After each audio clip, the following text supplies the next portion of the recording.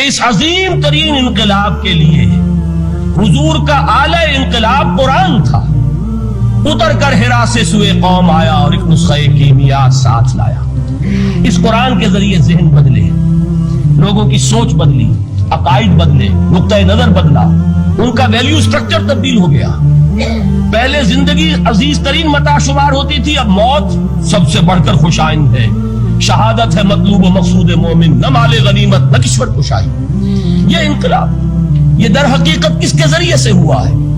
سورہ فرقان میں اللہ تعالیٰ نے ارشاد فرمایا حضور سے، فَلَا تُطِعِ الْكَافِرِينَ وَجَاهِدْهُمْ بِهِ جِهَادًا كَبِيرًا.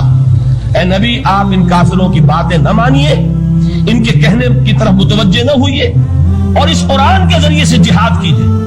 جیسے کہ ابھی آپ کو بتایا نظام الدین صاحب نے، اصل انقلاب جو محمد نے برپا کیا صلی اللہ علیہ وسلم وہ تلوار کے ذریعے نہیں ہے. تلوار کے ذریعے انقلاب کی تکمیل ہوئی ہے. تو در حقیقت جو انقلاب آیا ہے، انقلاب پہلے آتا ہے انسان کی سوچ کو، انقلاب آتا ہے انسان کے نقطۂ نظر میں، انقلاب آتا ہے انسانوں کی شخصیتوں میں، ان کے کردار میں، ان کے شب و روز کے انداز میں. یہ انقلاب کون سی تلوار سے آیا؟ محمد تو تنہا تھے صلی اللہ علیہ وسلم، ایک فرد واحد سے دعوت کا آغاز فرمایا. یہ قرآن تھا در حقیقت، یہی سب سے بڑی تلوار ہے محمد رسول اللہ صلی اللہ علیہ وسلم کی. اس سے ذہنوں کو بدلا ہے، عقائد بدل دیے ہیں، نظریات بدل دیے ہیں، اسی سے لوگوں کا تزکیہ کیا ہے، اسی کو ان کے اندر اتارا ہے. یہ در حقیقت میں علامہ اقبال کا وہ شعر میرے سامنے آ رہا ہے، چوں بجاں در رفت جاں دیگر شبت.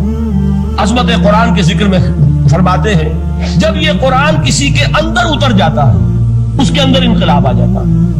ہی از اے چینج پرسن. اس کی سوچ بدل گئی، نقطۂ نظر بدل گیا.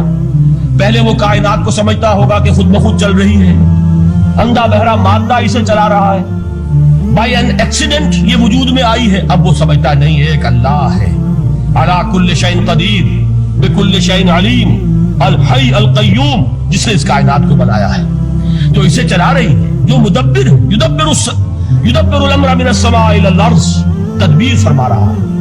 وہ ہے کہ جس نے اس کائنات کو پیدا فرمایا.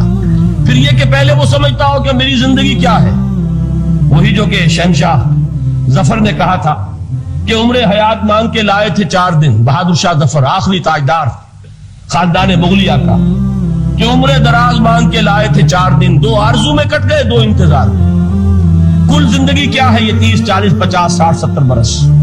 قرآن نے بتایا نہیں، اور جو ترجمانی کی اقبال نے، تو اسے پیمانہ امروز و فردا سے نہ نام، جاویداں بہم دواں ہر دم جواں ہے زندگی. یہ تو ایک ابدی سلسلہ ہے، اس کے لیے کوئی اختتام ہے ہی نہیں. یہ موت جو ہے یہ دی اینڈ نہیں ہے، موت ایک زندگی کا وقفہ ہے، یعنی آگے چلیں گے تم لے کر. یہ انقلاب ہے انسان کے فکر کا اور سوچ کا.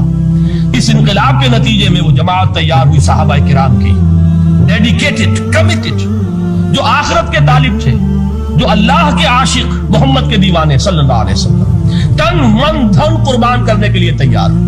حضور کے چشم ابرو کی جنبش جو ہے وہ ان کے لیے گویا کہ ایک حکم کے درجے میں ہے، جس کی کہ لازماً تعمیل ہوگی. اور انہوں نے اپنی گردنیں کٹوا دی، اپنے گھر اجڑوا دیے، اپنا دنیا کا جو بھی کچھ اثاثہ تھا وہ قربان کر دیا، نشاور کر دیا. تب کہیں جا کر انقلاب آیا.